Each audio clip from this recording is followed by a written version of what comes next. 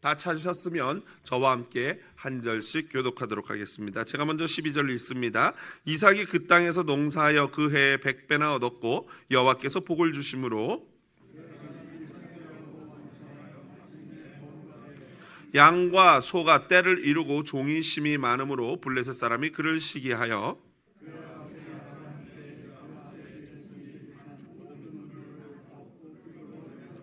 아비멜렉이 이삭에게 이르되 내가 우리보다 크게 강성한즉 우리를 떠나라.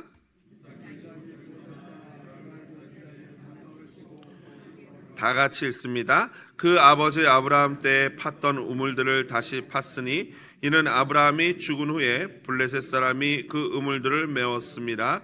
이삭이 그 우물들의 이름을 그의 아버지가 부르던 이름으로 불렀더라. 아멘. 오늘 말씀을 전해주시는 목사님은요, 철치 에브리데이의 원로이신데요, 제가 미국에 와서 처음으로 이제 사역을 했던, 부교육자로 사역을 했던 그 교회입니다. 그리고 이 교회는 이 목사님이 개척을 하셔서 목회를 너무 잘하셔서 제가 이렇게 그 교회에 갔을 때 출석하는 성도가 한 2,500명 정도 되는 굉장히 큰 LA 대형 교회인데, 거기서 이제 무사히 사역을 마치고 은퇴를 하셔서 이제 또 저를 이곳으로 또 파송하셨습니다. 그래서 또 이 어머니 날이 돼서 오셨는데, 제가 사실은 다음 주가 우리 창립 기념주일 아닙니까? 그래서 창립 기념주일 날 오시면 더 좋으시겠다 했는데, 오늘 목사님 만나고 잠깐 얘기 나누면서 갑자기 큰 깨달음이 왔는데, 이 어머니 날 오시는 게 맞구나라는 게, 왜냐면요, 우리 어머니도 돌아가셨고 또 특별히 우리 목사님은 이 미국에서 제게 영적으로 어머니 같은 분이시거든요. 우리 사모님하고 저를 이렇게 미국에서 잘 정착할 수 있게 도와주시고 여기까지 이렇게 보내주시고 할 수 있었던 분이시기 때문에 아까 퍼뜩 그런 생각이 들어서 참 은혜다, 이 어머니날 이 두 분을 모실 수 있어서 은혜다라는 마음이 들었고, 일부 때는 눈물이 막 흐르더라고요, 주책맞게. 이분은 이제 좀 감정을 제가 추스려서 다행히 눈물은 안 나는데, 그런 점에서 얼마나 제가 복된 사람인지 오늘 다시 한번 깨닫습니다. 우리 다시 한번 우리 사모님, 목사님 오늘 또 먼 길 와주셨는데, 목사님 나오실 때 같은 마음으로 사랑합니다, 감사합니다, 보내주신 하나님 감사합니다 마음으로 우리 목사님 박수로 모시겠습니다.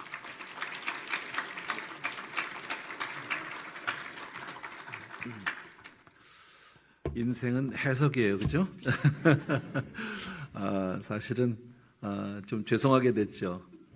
오늘 사실 어머니 주일이고 또 다음 주일은 창립 31주년, 여러분에게 아주 소중한 날인데, 제가 우리 사랑하는 우리 장로님, 저희 교회 장로님 네 분하고 좀 됐어요. LA에서 가끔 만나서 교제도 하고 식사도 하고 하다가 우리 장로님이 시애틀을 한 번도 안 와보셨대요.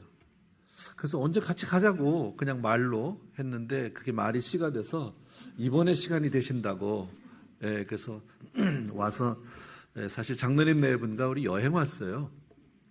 근데 왔는데 예배는 또 드려야 되잖아요. 또 우리 장로님 부부도 우리 또 한사람 교회를 한 번도 와보신 적이 없어서 가보고 싶다고, 그래서 이제 그럼 가서 예배 드리자. 근데 슬쩍 와서 나타나서 예배만 드리면 임 목사님이 조금 당황하실 것 같아서 제가 미리 살짝 귀뜸을 했어요. 그래서 예배에 참석만 하겠다고.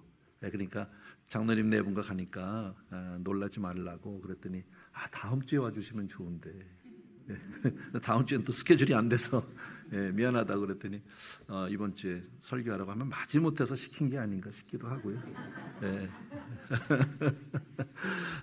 오늘 성도님들에게 죄송한 마음도 있고, 또 이렇게 강단을 통해서 여러분과 말씀으로 교제할 수 있는 은혜를 주셔서 너무 고맙습니다.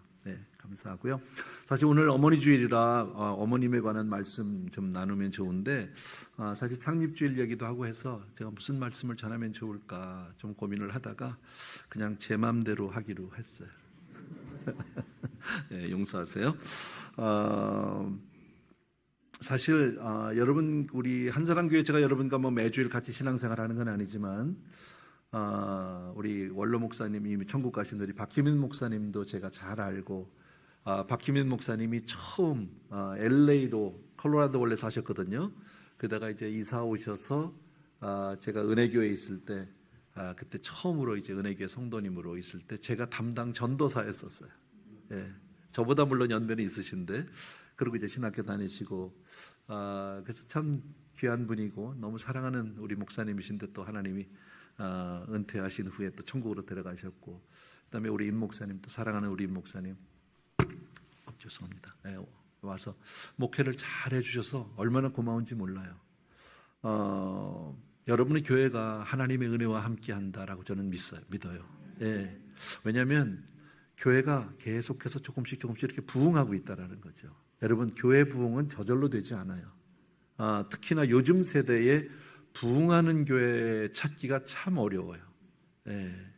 아마 시애틀도 비슷할 거예요. LA도 요즘에 이렇게 소위 속된 말로 뜨는 교회가 별로 없어요.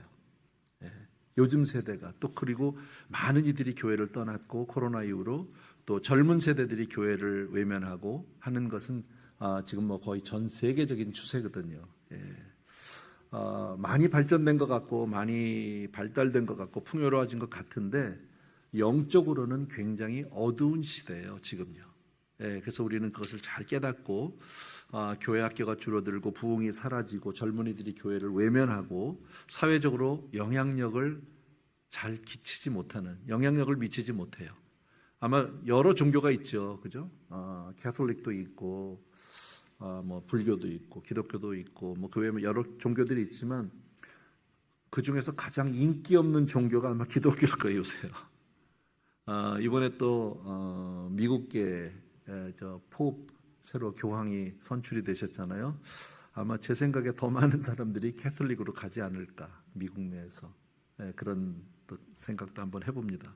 뭐 서로 무슨 경쟁을 하는 건 아니지만 이처럼 영적으로는 참 많이 어두운 세대, 거기에 비해서 불과 몇십 년 전이지만 제가 청년 시절에 신앙생활 했을 때 지금으로부터 한 3, 40년 전 얘기한다면 참 많이 모였어요. 그죠? 찬양 집회 하나만 해도 구름대와 같이 청년들이 모이고 1000명, 2000명 LA에서요. 그렇게 모여 다니든 막 몰려다니고 청년들이 그렇게 열심으로 기도를 하고 밤을 새워 기도하고 했던 기억들이 있는데 지금은 어림도 없죠. 그리고 교회도 많이 분위기가 바뀌었어요. 최근 들어서 참 안타까운 게 얼마 전에 우리 부활주일 지났잖아요. 부활주일에 새벽 예배를, 부활절 새벽 예배를 안 드리는 교회가 훨씬 많아요, 드리는 교회보다. 예전에는 당연히 드리는 거였었어요. 또 오래전에는 주일 예배를 드리고 나면 저녁 예배라는 게 있었어요. 저녁에 예배를 또 교회 가서 또 드렸고, 또 그러다가 그게 너무 이제 이렇게 간격이 갭이 좀 있으니까 주일 예배 드리고 점심 교회에서 드시고 오후에 드리면서 저녁 예배라고 이제 이렇게 조금 타협이 된 거죠. 그러다가 그게 이제는 그런 용어 자체가 없어졌죠. 저녁 예배, 주일 저녁 예배라는 게. 철야 예배 하시나요? 요새 그런 단어 들어보셨습니까? 아예 없어졌어요. 왜 이렇게 됐죠? 풍요로워지고 살기 좋아지니까 사람들은 점점 하나님으로부터 멀어지는 그런 모습을 볼 수 있다라는 거예요. 근데 그런 가운데서 우리 한사랑교회가 그래도 끊임없이 하나님의 은혜 가운데 있고 부흥의 가운데 있다라는 것은 정말 이것은 하나님의 특별한 은혜다. 또 그 가운데 여러분이 함께 교회를 섬기고 함께 신앙할 수 있는 것은 하나님이 여러분 한 분 한 분에게 주신 특별한 은혜인 줄로 믿으셔야 합니다.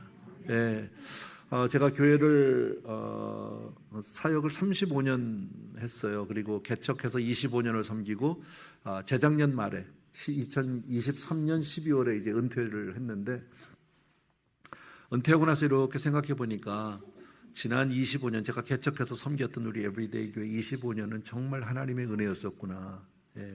물론 숫자적인 부흥만을 얘기하는 것이 아니라 그 가운데 교회가 얼마나 아름답게 정말 행복하게 그렇게 평화롭게 한 25년을 지났는지 아무 일이 없었어요. 그거 정말 쉬운 일이 아니거든요. 근데 우리 한사랑교회가 지금 31년을 그렇게 왔다. 이거 보통 사건 아니에요.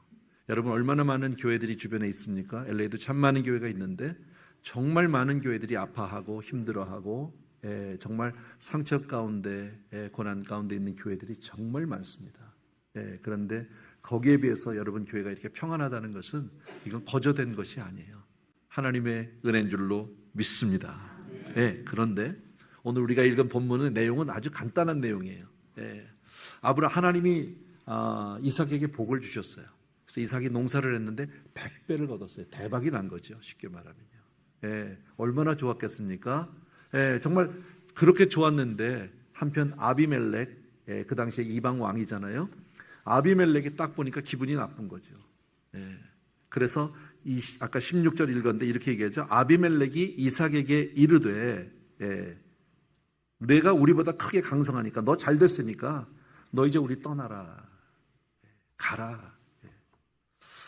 여러분, 믿는 사람들이 잘 되면 주변 사람들이 미워해요. 교회가 부흥하면 좋아하느냐 안 좋아해요. 여러분, 그게 현실이에요. 여러분, 지금 이 세대가 왜 기독교를 배척하고 이 세대가 지금 왜 이렇게 기독교가 영향력을 잃어가느냐? 세상이 풍요로워졌기 때문이라는 거죠. 물론 그것만이 원인은 아니지만 그것이 많은 원인 가운데 하나라는 것. 그래서 신앙을 버리라고. 사실 요즘에 젊은 청년들 교회 잘 안 와요. 한국에 뭐 그런 통계도 있잖아요. 거의 60% 이상 70% 가까운 교회들이 주일학교가 없어요. 아예 없어요. 이것도 벌써 한 10년 전 통계인데요. 한국에서 대학생들 중에서 교회를 가는, 정기적으로 매주일 가는 사람은 100명 중에 2명. 가끔 가는 아이들까지 합하면 한 4명. 여러분, 그렇게 본다면 대학생들 가운데서 예수를 믿고 교회 가는 애는 왕따죠. 어리석은 사람이 되는 거죠. 지금 세대가 그렇게 돼 있어요. 교회 안 갑니다. 근데 왜 이렇게 됐느냐? 풍요로움 때문에 그랬다라는 거예요. 자, 어쨌든 나가라고 쫓아냈어요, 이삭을. 그 당시에 여러분 그 가나안 지역이잖아요. 광야 지역이잖아요. 광야 지역에서 가장 절실한 것은 물일 겁니다. 우물이 있어야 되는데 우리 이삭하면 우물의 사람 아닙니까? 가는 곳마다 우물이 터지고 그가 가는 곳마다 하나님이 복을 주셨는데, 자, 이제 떠나라고 할 때 우리가 이삭의 입장에 가서 선다면 어떤 마음이 들까요? 이거 어떡하지 당장? 내일부터는 물을 어디 가서 구하지? 만약에 여러분 우리가 그 입장에 되면 우리는 어떻게 반응할까요? 여러분, 누구에게 가서 물어봐야 되지? 어디 가서 내가 물을 빌려와야 되지? 어디 전문가를 찾아야 되나? 혹은 고대 사회니까 혹시 점쟁이에 가서 물어봐서 어디를 가야 수맥을 찾을 수 있는지 혹시 이렇게 생각할 수 있지 않을까? 이것이 일반적이지 않을까? 왜? 당장 물을 얻지 못하면 모두가 다 죽게 되니까요. 당장 죽게 생겼으니까. 그런데 참 감사한 것은 이삭은 그렇게 하지 않았다라는 거예요. 여러분, 이삭이 한 내용을 우리가 창세기를 잠깐 다시 볼게요. 창세기 26장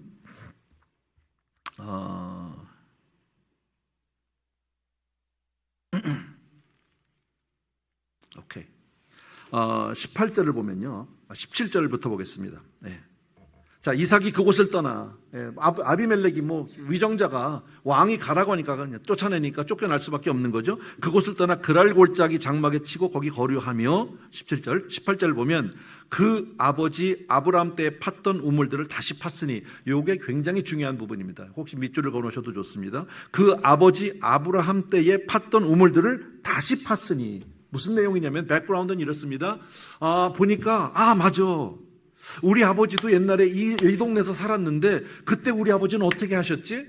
여러분, 우리가 신앙을 하면서 과거 선조들이 어떻게 했는지, 어른들로부터, 우리 특별히 오늘 어머니날, 어버이 주일 뭐 이렇게 본다면 우리 부모님들이 어떻게 사셨는지, 그것을 배운다는 것은 굉장히 중요하다라는 거예요. 사실 역사를 우리가 배워야 하는 이유가 그런 거 아닙니까? 왜냐하면 세상이 많이 바뀌는 것 같고 많이 달라지는 것 같지만 사람의 본질은 똑같아요. 하나도 달라지지 않아요, 여러분. 지금 세계 애들이 너무 뭐 인터넷 때문에 문제고 뭐 셀폰 때문에 문제고 뭐 그런 얘기 하잖아요, 그렇죠? 맞아요. 거기에 너무 빠져 있어요. 그럼 과거에 인터넷 없고 우리 셀룰러폰 없을 때는, 전화가 없을 때는 뭐 그때는 문제가 없었나요? 아니요, 그때도 문제가 있었어요, 여러분. 다 똑같아요, 사람들은요. 신문에 나는 많은 뉴스들을 저도 수십 년 동안 신문을 보면, 사회면을 보면 거의 같아요, 나는 문제는요. 뭐 폭력이라든지 뭐 술 때문에 생기는 문제라든지 아니면 뭐 섹스 때문에 생기는 문제라든지 정치인들 싸우는 거 보면 맨날 똑같지 않습니까? 이 가운데 뭐 정치하시는 분은 안 계시겠지만 저도 뭐 정치 관심도 없고 별로 알고 싶어 하지 않습니다만 요즘에 뉴스 때문에 어쩔 수 없이 보잖아요. 근데 저 보면서 한국이 특히나 좀 요즘에 좀 많이 불안한 가운데 있으니까 그런 생각을 해봤는데, 참 거기 정치하시는 분들, 그 나오는 분들이 얼마나 귀한 분들입니까? 한 분 한 분 보면요. 정말 초일류 대학을 나온 분들 아닙니까? 사법고시들을 패스한 분들 아닙니까? 미국 유학파 출신 아닙니까? 그렇게 평생을 나라를 위해서 헌신한 분들, 정말 똑똑하고 공부 많이 한 분들인데 그분들이 모여서 하는 일은 뭡니까? 싸움만 합니다. 그 많은 지식을 가지고 싸움만 합니다. 참 그잖아요. 상식이 없잖아요. 어떻게 보면요. 자기 이익을 위해서는요. 그리고 그분들이 요즘에 특히나 한국의 그 위정자들은 뭐 이렇게 전하고 관계가 많더라고 보니까요. 그죠? 왜 그럴까요? 그 많은 지식으로도, 그 많은 자신들의 어떤 위치나 권력으로도 해결이 안 되는 거죠. 내용이. 예, 여러분. 분명한 것은 세상을 창조하신 분이 하나님이시고 우리를 지으신 이가 하나님이세요. 여러분, 복은 하나님이 주셔야 하는 줄로 믿습니다. 그래서 교회가 소중한 거예요. 아무것도 아닌 것 같지만 우리가 한번 드리는 이 예배가 주일 나와서 하나님 앞에 온전한 예배를 드리는 것, 이것이 얼마나 소중한 일인지 몰라요, 여러분. 그래서 아브라함이 자기 아버지가 때에 팠던 우물들을 다시 팠다라고 얘기하죠. 가서 종들을 시켜서 가서 보니까 아버지 때 쓰던 우물이 있는데 다 덮어놨어요, 블레셋 사람들이. 다시 말씀드리면 옛날에 우리가 했던, 아까 제가 얘기했던 말씀대로 뭐 어떤 철야기도라든지 우리가 특별기도라든지 뭐 아니면 아까 말씀드렸던 어떤 우리의 신앙 행위들, 우리 선조들이 했던 그런 것들을 다 없애기 시작했다라는 거예요, 지금요. 그래서 그걸 다시 다 치워내고 다시 처음 신앙으로 돌아가는 거예요. 예. 우리가 다시 회복해야 될 것은 어떤 방법이 아니에요. 새로운 방법이나 어떤 새로운 제도가 아니라 처음에 사실 우리 대한민국의 짧은 그 기독교 역사를 보면 전쟁 이후에 1950년대 전쟁 이후에 50년대 60년대 얼마나 많은 기도자들이 산기도, 기도원 기도, 얼마나 기도마다 교회들마다 매달렸습니까? 물론 젊은 세대들은 이해할 수 없는 거겠지만요. 저도 그 당시엔 예수 믿지도 않았고 어렸지만 그 당시에 제일 많이 들어가서 산에 가서 뭐 소나무 뿌리를 뽑았네, 나라를 위해서 구국기도원을 갔대, 뭐 이런 것들이 있었잖아요. 죄송합니다. 전체적으로, 나라 전체적으로 어쨌든 그런 기도 운동들, 하나님의, 그 당시엔 지금과 같은 어떤 많은 하나님에 관한 지식이나 하나님에 관한 어떤 정보들을 가지고 있지 않았어요. 체계적인 성경 공부를 하신 분들도 그렇게 많지 않았지만 그냥 단순하게 하나님께 나아가서 매달리고 의지하는 그런 단순한 신앙들이 있었어요.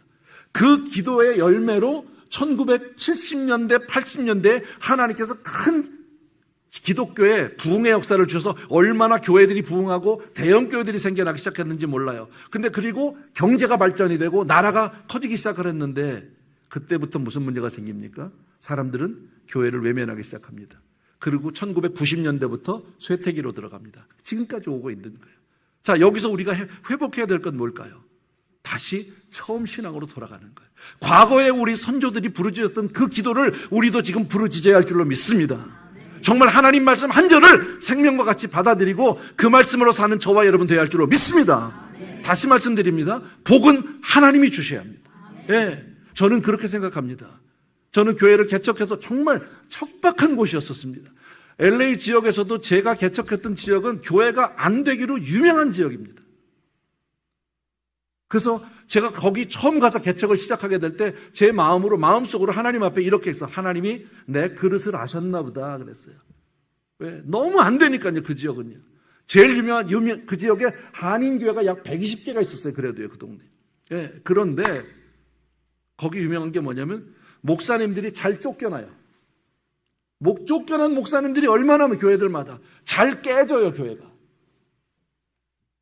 그런 지역에 갔어요. 아무도 원하지 않아요. 그리고 대부분의 교회가 50명 미만이에요.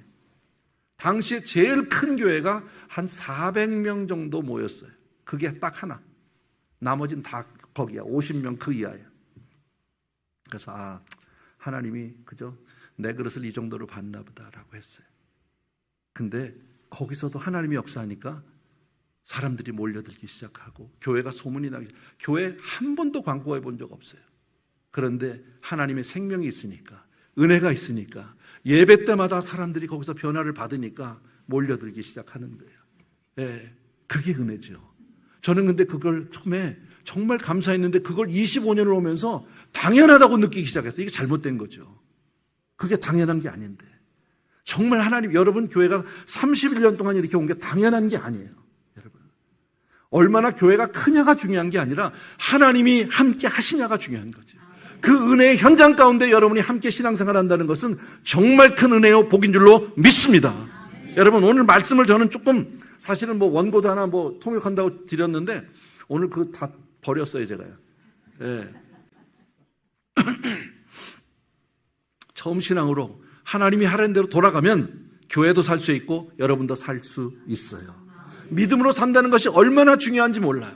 우리가 사실 살아가면서 우리 성도님들 다 똑같아요. 저희도 마찬가지고 목사들도 마찬가지고 정말 우리 마음의 소원은 뭐냐면 예수 잘 믿고 싶어. 제가 목회하면서 깨달은 게 그거였었어요. 교회 와서 열심히 하는 성도나 교회 와서 때로는 졸고 정말 이렇게 예배 잘 열심도 안 하는 성도나 때로는 막 뒤에서 막 교회 욕하고 이러는 성도나 공통점은 다 은혜 받고 싶다는 거예요. 다 사랑받고 싶다는 거예요. 맞잖아요. 누가 해도 우리가 정말 그렇게 예수를 잘 믿고 싶은 마음은 우리의 진심인데 실제로 삶은 어떻습니까? 마음은 원이로되 육신이 약해서 안 돼. 정말 생각 같아서 날마다 기도로 매달리고 그렇게 말씀 붙들고 살 것 같은데 할 것 같은데 맨날 내일부터 아니 안 되잖아요. 이게 우리의 연약함이 있다고. 근데 그럼에도 불구하고 끝까지 버티면 돼요. 제가 여러분 알려드릴게요. 성경 안에서 하나님이 아브라함을 부르셨어요. 창세기 12장 아마 다 아는 거니까 성경 안 찾을게요. 아브라함이 75살 났을 때인데 하나님이 그를 찾아가셨어요. 그래서 뭐라고 얘기합니까? 생전 처음 오셔서 하는 말이니까 너는 본토 친척 아비집을 떠나서 고향 땅 다 버리고 사람들 다 버리고 내가 지시할 곳으로 가라. 어딘데? 그냥 가라는 대로. 여러분 75은 이민 갈 나이가 아니야. 이사 갈 나이가 아니라고. 그잖아요. 그것도 어딘지도 모르고 갈 바를 알지도 못하고 간다? 정말 어려운 거죠. 근데 12장 1절에 그게요. 너는 내가 본토 친척 아비집을 떠나서 내가 지시할 땅으로 가라. 그리고 2절이 뭐냐면 12장 2절이 그리하면 내가 너에게 복 주겠다는 거예요. 그리고 너로 큰 민족을 이루겠다. 자, 이 말씀 두 개만 여러분 생각해 보세요. 1절과 2절을 보면 1절은 하나님이 아브라함에게 본토 친척 아비집 지금 있는 자리를 떠나서 내가 지시할 거 가라. 자, 그럼 그 말씀을 들은 아브라함은 거기에 따른 책임이 생기고 의무가 생겨요. 이건 아브라함이 순종해야 될 부분이에요. 그러면 2절은요. 복 주고 큰 민족 이루는 건 누가 하는 겁니까? 하나님의 사이드예요. 그러니까 1절은 우리, 2절은 하나님. 자, 그래서 아브라함이 그 말씀을 듣고 그 말씀을 믿고 그리고 출발해서 대단한 거죠. 그리고 나중에는 믿음의 조상이 됐어요. 너무 귀한 거 아닙니까? 근데 창세기에는 성경에 보면 창세기의 1장부터 11장은 천지창조 이후의 이야기들을 읽고 그 다음에 12장부터 50장까지가 네 사람 이야기잖아. 첫 번째 아브라함, 그리고 두 번째 그 아들 이삭, 세 번째 야곱, 그 다음에 요셉. 그 네 사람 이야기인데 아브라함의 이야기가 자세하게 나와 있죠. 우리가 아는 대로. 오늘 다 풀지는 못하지만 대표적인 거 얘기할게요. 그 말씀 듣고 나왔어요. 아주 호기 있게 나와서 자 간다. 하나님 말씀 듣고 간다. 가족 와이프 데리고 그리고 조카 데리고 막 따라갑니다. 예. 근데 가다가 어려움이 안 생겨야 되는데 생겨. 여러분 하나님 말씀대로 순종해도 어려울 수 있어요. 예수 잘 믿어도 사업이 어려워질 수 있고요. 건강이 나빠질 수도 있고 자식이 속썩일 수도 있어요. 예. 그랬더니 아브라함이 어떻게 했습니까? 애굽으로 갔어요. 하나님이 가라는 땅이 아닌 정반대로 갔어요. 그래서 애굽에 딱 갔더니 거기에 바로 왕이 있었죠. 바로 왕이 누구한테 꽂혔어? 좀 쉽게 얘기합시다. 예, 와이프 사라한테 꽂혔어. 여기에 내가 두 가지 미스테리 천국 가서 물어봐야 되는 거야. 왜냐면 아브라함이 75에 나왔단 말이에요. 그러면 사라하고 10살 차이니까 사라는 65 or more. 65세 이상이야 적어도. 맞죠? 자, 근데 사라가 얼마나 이쁘면 65세가 왕의 마음을 빼앗을 수 있었을까? 이게 궁금하고, 아니면 두 번째는 바로의 눈이 얼마나 삐뚤어졌으면 65세 할머니를 보고 꽂혔을까? 이건 천국 가서 물어볼 일인데 그럴 수 있기는 있어요. 제가 제 아내를 보니까 난 아직도 세상에서 제일 이쁘거든, 저 여자가. 그리고 정말 나하고 살아준 것만 해도 너무 고마운 거예요. 우리 엊그저께가 44주년이었었어요. 우리 뭐 했냐? 아무것도 안 했어요. 그날 저녁에 둘이 라면 한 그릇 끓여서 둘이 나눠 먹었어요. 그런 남편, 선물 한번 해줘본 적 없는 남편, 결혼 기념일에 라면도 두 그릇도 아니고 한 그릇 끓여서 둘이 나눠 먹는 그런 남편을 버리지 않고 살아준 게 얼마나 감사해요. 예. 근데 어쨌든 그런 일이 있었잖아요. 참 여자 입장에서 근데 그리고 바로왕이 그 사라를 딱 좋아서 꽂혀서 그 사라를 이렇게 정말 자기가 하룻밤 데리고 자려고 이러는데 자기 죽을까 봐 사실은 she is my sister 그런 남자 믿고 살겠냐고. 남편이 그렇게 얘기하면 어느 여자가 그 남자 믿고 살겠냐고. 근데 그것도 아브라함은요 2번이나 그랬어요. 한 번도 아니고. 성경에 보니까요. 그죠? 그리고 또 세월이 지나서 뭐 살다 보면 부부지간에 뭐 늘 좋기만 합니까? 이래도 살고 저래도 사는데 세월이 지났어. 그랬더니 무슨 일이 벌어졌어요? 사라가 애가 안 생기는 거야. 초조하죠. 사실 그 고대 사회는 자식을 빨리 아들을 낳아줘야 되는데 아들을 딸을 관두고 잉태 자체가 안 되네 이게. 그리고 자꾸 나이는 먹어가고 하루에 한 해 두 해 가는데 가다 보니까 이제는 경수도 끊어졌어. 이제 소망이 아예 없는 거예요. 그러니 사례 입장에서 얼마나 힘들었겠습니까? 여자가 받는 그 스트레스 대단했을 겁니다. 그때 사라가 뭐라고 얘기합니까? 자기 남편에게 여보 아무리 봐도 나는 이제 틀린 것 같아. 미안해. 내가 아들 하나만 낳아주지 못해 미안한데 나는 안 되지만 하갈이 있잖아 하갈. 쟤는 아직 젊으니까 당신이 낳으면 당신 자식이고 씨고 그럼 우리 자식이니까 그렇게 키워보자고. 그러면 남편이 어떻게 반응을 해야 되는 게 맞는 거야? 무슨 그런 소리를 하냐고 말이야. 믿으라고 하나님이 주신다고 했으니까 끝까지 우리가 믿음으로 믿어야 될 거 아니냐. 뭐 이렇게 좀 나와요. 그리고 또 자식이 없으면 어때? 나는 당신 하나만 있으면 돼. 뭐 이렇게 정도는 해줘야 남편 아니야? 근데 아브라함은 어떻게 얘기했습니까? 그렇게 얘기하니까 당신 말을 듣고 보니까 그 말도 맞는 것 같네. 나는 사실 뭐 꼭 그렇게 뭐 원하는 건 아니지만 당신이 정 원하면 뭐 말은 그렇게 했지만요. 하갈 데리고 가서 자식 낳겠다고 하면 그 남편 꼴보기 보고 싶겠냐고. 낳았어. 어쨌든요. 이스마엘을 낳았잖아. 그래가지고 이삭과 이삭은 나중에 낳았지만 그게 지금 중동 문제의 근원 아닙니까? 아직까지요. 그게 아브라함이 한 일이야. 물론 잘한 일도 있겠지만 성경에 그것을 적나라하게 얘기하고 있단 말이지. 여러분. 이게 아브라함의 삶이에요. 마지막에 99세 됐을 때 아브라함이 99세 됐을 때 하나님이 아브라함 집에 신방 가신 적이 있어요. 그죠? 장막문 앞에 앉았는데 하나님 지나가다가 만났잖아. 그래서 그 집에 갔더니 막 가서 뭐 음식 해드리겠다고 그냥 내가 가서 맛있는 음식 해오겠다고 막 이러고 막 부부가 바빴어요. 그랬더니 하나님이 그 안에서 뭐 너무 또 미안해서 그런지는 몰라도 야 내년 이맘때 너희 집에 아들 낳겠다 이랬단 말이지. 그랬더니 사라가 그 얘기를 듣고 부엌에서 과일 깎다 말고 무슨 생각했어요? 맞다가 아이고 망치켜라 그러고 웃어버렸다고. 아이고 망치켜라 민망해라. 그잖아요. 근데 하나님이 야 네가 웃었다 너 그러고 웃었다. 아닙니다 웃었어요. 근데 아브라함도 숨어서 웃었다고 성경에 기록돼 있어. 두 부부가 다 웃었어요. 믿은 거야? 그럼요. 하나님 말씀을 안 믿었어요. 근데 놀라운 게 뭐냐면요. 신약 성경에 로마서 4장을 한번 보실 수 있으면 보시고 아니면 들어주셔도 돼요. 로마서 4장. 자, 로마서는 참고로 누가 썼어요? 바울이 썼어요. 네, 사도 바울.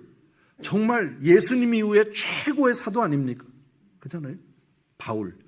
바울은 어떤 사람이니까 백그라운드가 율법사 중에 율법사고 바리새인 중에 바리새인이고 가말리엘 문화생. 쉽게 말하면 요즘에 성경 박사, 신학 박사예요. 성경에 대해서 너무너무 잘하는 사람이에요.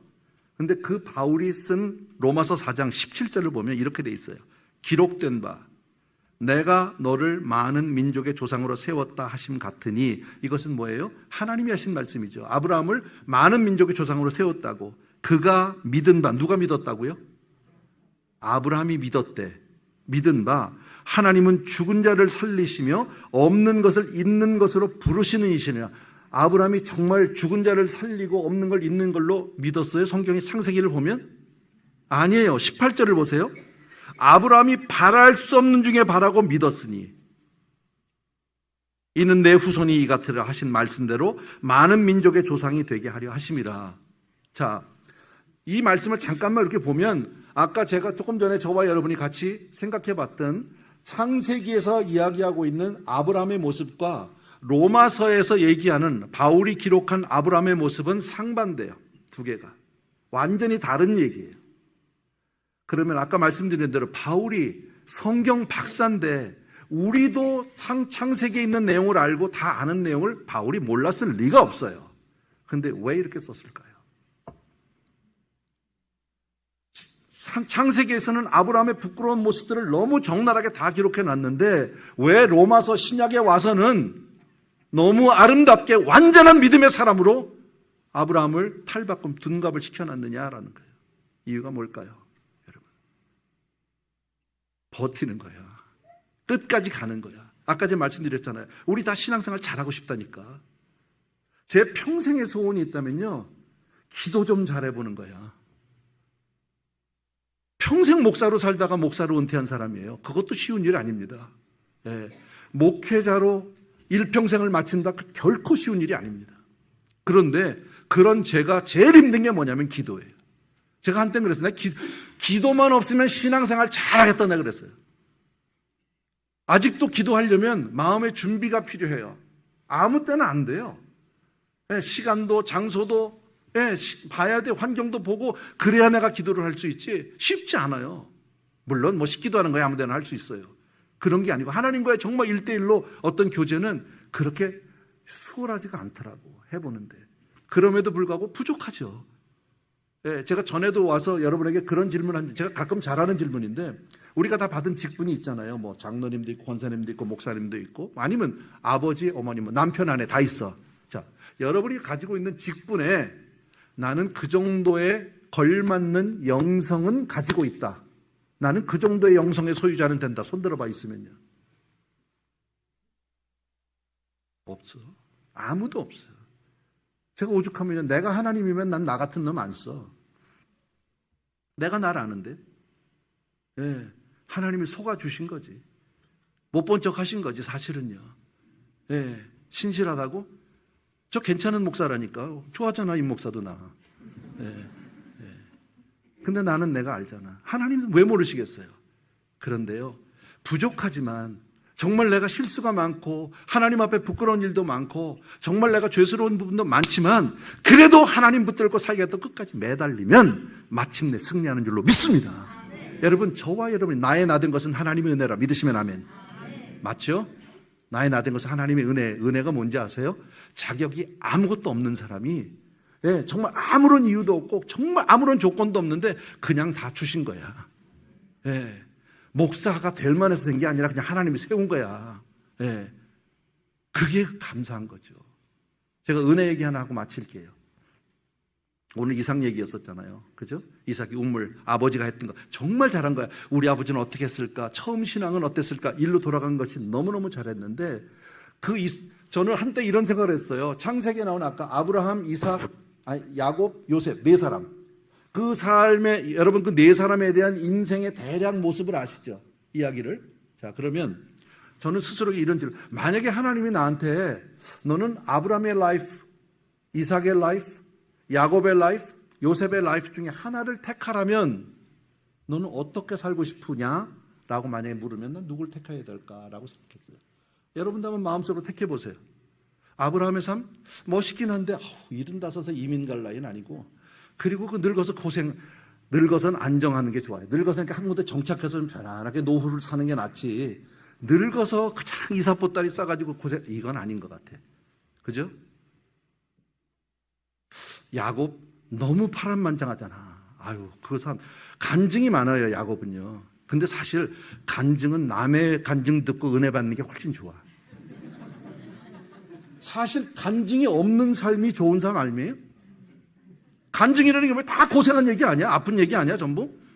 그래서 나 야곱도 싫어. 요셉 멋있지. 총리는 좋은데 총리만 하라면 좋겠는데 이게 감옥도 가야 되고 종살이도 해야 되고 또 형들한테 배신도 당하고 팔려야 가야 돼. 아유, 너 그냥 가장 평범한 게 누구야? 이삭. 그래서 난 이삭같이 살고 싶다 이거지. 이삭은 그리고 어렸을 때부터 성품이 또 온유하잖아. 얼마나 온유하냐면 자기 아버지가 한참 때 얘가 16살 났을 때 아닙니까? 아주 그 혈기왕성할 때인데 모리아산 데리고 가서 아버지하고 어디 가는 줄 알았더니 갑자기 막 묶어가지고 밧줄로 묶어서 칼로 죽이겠다고. 근데도 가만. 묶여 있을 때는 어쩔 수 없다고 치더라도 혹시 풀린다면 내가 그냥 아버지하고 대들든지, 그리고 뭐 산에서 내려올 때는 다시 보지도 않든지 뭐 이래야 될 것 같은데, 얘기가 없어. 얼마나 착한지 몰라. 그런 이삭이 어려서부터 믿음의 가정에서 모태신앙으로 태어나서 그렇게 정말 온유한 성품을 가진 이삭이 나이가 많이 들었어요. 창세기 26장인가 뭐 그쯤 될 거예요. 정확하진 않은데 그쯤 보면 이삭이 나이가 많아서 눈도 흐려졌어. 그래가지고 자식을 축복하려고 에서를 부르죠. 그에게 쌍둥이 두 아들이 있잖아. 에서하고 야곱. 근데 뭐 이름 모르면 큰 놈 작은 놈 해. 괜찮아. 불렀는데 그 중에서 큰 애만 불렀어. 에서만. 그리고 뭐라고 해요? 내가 너를 축복하겠다는 거예요. 그러니까 넌 가서 사냥을 해서 가서 맛있는 음식 만들어가지고 가지고 오래. 그럼 내가 너를 축복해 주겠대. 사실 이스라엘의 아버지들이 자식에게 축복하는 건 굉장히 중요한 일이고 지금 우리 아버지들도 굉장히 중요해요. 여러분 부탁합니다. 이거는요. 여러분 이 자리에 계신 아버지들 자녀를 위해서 날마다 축복해 주세요. 물론 혼자 기도도 하지만 자식이 귀로 들을 수 있도록 아버지의 축복을 듣고 자란 자녀는 절대 잘못되지 않습니다. 개런티입니다. 그래서 보면 마태복음 1장에 아브라함은 이삭을 낳고 이삭은 야곱을 낳고 야곱은 요셉을 낳고 이렇게 나가잖아요. 아버지가 낳았다는 게 아니라 영적으로 그런 축복의 라인이 있다라는 거예요. 그러니까 아버지의 기도를 듣고 자란 자녀는 정말 복된 자녀인 거예요. 그러니까 이삭이 나이 많아서 그 아들에게 축복을 하고 이제 아들에게 대를 물리겠다 하는 건 너무 아름다운 건데 문제가 뭐냐면 이 가정엔 특별한 스토리가 있어요. 젊어서 이삭과 에서와 야곱을 낳기 전에 그 아내 리브가가 임신했을 때 얘기야. 임신했을 때 하나님이 나타나셨어. 리브가에게 꿈에 나타나셔서 뭐라고 말씀하셨습니까? 너 복중에 쌍둥이다 둘 있다 그랬어요. 몰랐지 이 여자는요. 너 쌍둥이를 잉태했는데 큰 자가 작은 자를 섬길 거야. 내가 축복할 애는 작은 애야 라고 얘기한 거예요. 자, 여기 계신 어머니들에게 묻습니다. 여러분이 만약에 리브가예요. 지금 임신했어요. 근데 하나님이 나타나셨어. 그리고 나에게 말씀해 주시는데 그런 이야기를 하면 그런 하나님으로부터 들었던 그 음성, 그 내용을 남편에게 이야기한다? 안 한다? 한다지. 100% 하지. 어떻게 안 합니까? 다른 사람들과 남편한테 그걸 어떻게 숨깁니까? 그러니까 임신했을 때 이삭은 야곱이 하나님의 축복을 받을 사람인 걸 알아요. 이미 알고 있어요. 말씀으로. 그죠? 그리고 그것을 잊어버릴 수 있어요? 그 감정을 못 잊어먹어 평생요. 자, 그런데 나이 많아서 에서 야곱이 한창 커서 자라는 모습을 보니까 에서는 남자답고 씩씩하고 얘는 장부야 괜찮아. 근데 야곱은 어땠다고요? 어제 저녁에 우리가 시애틀에 도착했거든. 다운타운에. 근데 다운타운에 가니까 에서가 야곱 같은 애들이 많더라고. 이게 남잔지 여잔지 도대체 뭐 그냥 징그러워. 그러니까 이삭이 볼 때 아무리 봐도 하나님이 아무리 야곱이라고 그랬어도 아닌 것 같아. 에서야 에서. 그러니까 두 아들을 놓고 축복을 뭐 해주겠다는 것도 아니고 아예 야곱에게는 기회조차 주지 않았어요. 그리고 너는 그냥 에서야 축복은 이렇게 정해버렸잖아. 그러니까 하나님의 뜻은 야곱인데 하나님의 뜻보다는 내 생각이 맞아. 믿음이야 아니야? 믿음이 뭐예요? 믿음이 내 생각을 다 포기하고 접고 하나님의 말씀에 순종하는 게 믿음 아니야? 왜 대답을 안 해, 이 동네? 동의하세요? 그게 믿음이죠. 우리가 예수를 믿는다는 것은 뭡니까? 성경 말씀을 통해서 우리가 예수를 믿겠다는 것은 이제부터는 나를 의지하지 않고 내가 세상적인 어떤 상식선을 떠나서 하나님 말씀하시면 그 말씀에 최우선순위를 두고 순종하겠습니다. 아멘 아닙니까? 자, 그런데 이삭이 그렇게 온유하고 믿음의 가정에서 아브라함의 아들로 자라나서 평생을 믿음으로 산 나이 많은 장로님, 신앙 인격이 너무 좋은 장로님, 아마 그 마을에서 그 커뮤니티에서 가장 은혜롭고 가장 신실한 장로님이었을 것 같아 내 생각에는요. 근데 그 장로님이 믿음이 없어. 하나님의 뜻을 버렸어. 그죠? 이삭이에요. 그 아내 리브가는요. 사실 아내에게 얘기도 안 했지만 사실 부부지간에 비밀이 없잖아. 리브가가 알았어. 이 영감이, 이 장로님이 지금 하나님이 작은 애 가지고 큰 애를 축복하려는 걸 어머니가 알아버렸어. 자, 여러분 여기 권사님들 한번 생각해 보세요. 여러분이 그 입장이야? 그러면 내 남편이 지금 장로님이 지금 하나님의 뜻을 거슬려서 지금 인간적으로 뭘 결정하려고 한다. 아주 중요한 사건을 지금 그런 사건을 알았을 때 여러분, 첫 번째, 이 문제를 놓고 하나님 앞에 내가 기도로 매달린다. 남편을 변화시키기 위해서. 두 번째, 목사님에게 가서 상담하고 목사님에게 중보 요청한다. 세 번째, 남편 장로님에게 가서 정말 진실되게 이야기를 놓고 다시 남편의 마음을 돌이키려고 한다. 4번, 네 번째, 작은 아들 야곱하고 짜고 아버지를 사기치기로 한다. 여러분 같으면 1, 2, 3, 4 중에 어느 거 택하실래요? 4번 택할 분 있냐고. 없어. 근데 리브가는 4번을 택했어. 그잖아요. 야곱 불러가지고 아버지 사기치기로 했잖아. 그게 성경 아닙니까? 그러면 이 리브가 권사님은 정말 기도 많이 하는 믿음의 권사님이요? 나 잘 모르겠지만 아닌 것 같아. 예, 이 권사님도 만만치 않아 보면요. 예, 이런 분이 교회에서 봉사한다 그러면 정말 힘들지. 알잖아요. 전부 자기 뜻이 아니면 안 되니까. 세 번째, 야곱은요. 야곱은 어머니가 불러가지고 야 여차에 쳐서 너희 아버지 가서 속이자 했을 때 야곱이 그걸 알았어요. 이거 안 된다는 거. 그래서 뭐라 그래? 엄마 큰일. 그랬다가 만약에 아버지가 복은커녕 나를 저주하면 난 어떡하냐고 그랬더니 어머니가 뭐라 그래? 야, 저주랑 화란 내가 받을 테니까 너는 가서 복이나 받아. 이 자식아, 내가 책임질 테니까. 이거야. 그러니까 야곱이 그러고 갔어. 예, 형 조끼도 갖다가 입고 털도 붙이고 그러고선 갔어. 엄마가 해주는 음식 들고 사기치는 데로 갔단 말이야. 그러니까 야곱은 처음부터 잘못된 거 알았어, 몰랐어? 알았어요. 믿음이야? 안 믿음이야. 그럼 에서 하나 남은요. 걔는 말할 것도 없잖아. 어렸을 때부터 팥죽 한 그릇을 장자권하고 파는 애 아닙니까? 그렇잖아요. 자, 그러면 이 집에 내가 너무 이 집을 내가 지금 이렇게 너무 이렇게 심하게 했는지는 몰라도 이삭, 리브가 누구죠? 에서, 야곱 누가 믿음이야? 다 안 믿음이야. 내가 볼 땐요. 이렇게 믿음 없이 사는 가정이 있을 수가 없어. 그래도 교회는 매주일 나갔을 거예요. 그죠? 그런데 하나님의 이 말씀이 기가 막힌 거예요. 나는 아브라함의 하나님이요, 이삭의 하나님이요, 야곱의 하나님. 하나님이 뭘 보고 아브라함의 하나님이라고 그랬을까요? 아브라함이 그렇게 잘 살아서, 그렇게 정말 성령 충만하게 하나님 앞에 정말 믿음으로 살아와서? 아니야. 이삭이 그렇게 믿음이 좋아서? 그것도 아니야. 은혜야, 은혜. 다만 이들에게 공통점이 하나 있다면 부족하고 넘어지고 깨어지고 실패해도 끝까지 하나님을 붙들고 갔다라는 사실이에요. 여러분, 나는 여러분 한 분 한 분을 개인적으로 잘 알지 못하지만 여러분 가운데도 많은 굴곡이 있을 거고 여러 가지 어려움들이 있을 겁니다. 교회가 그동안에 오는 동안에 정말 하나님 은혜 가운데 여기까지 왔다고 생각합니다. 그러나 그 가운데도 크고 작은 일도 있고 서로 시험 드는 일도 있고 서로 반목하는 일도 얼마든지 있을 수 있지만 그럼에도 불구하고 교회는 떠나면 안 되는 거야. 예배를 소홀히 하면 안 되는 거야. 내가 아무리 성령 충만하지 않아도 하나님 앞에 나와서 다시 매달려야 하는 거야. 아까 오늘 본문에서 창세기 26장 얘기같이 아버지 아브라함 때 팠던 우물을 다시 파내야 하는 거예요. 처음 믿음으로 돌아갈 때 하나님이 은혜 위에 은혜를 주실 줄로 믿습니다. 아멘. 우리 찬송만 드리고 기도하겠습니다.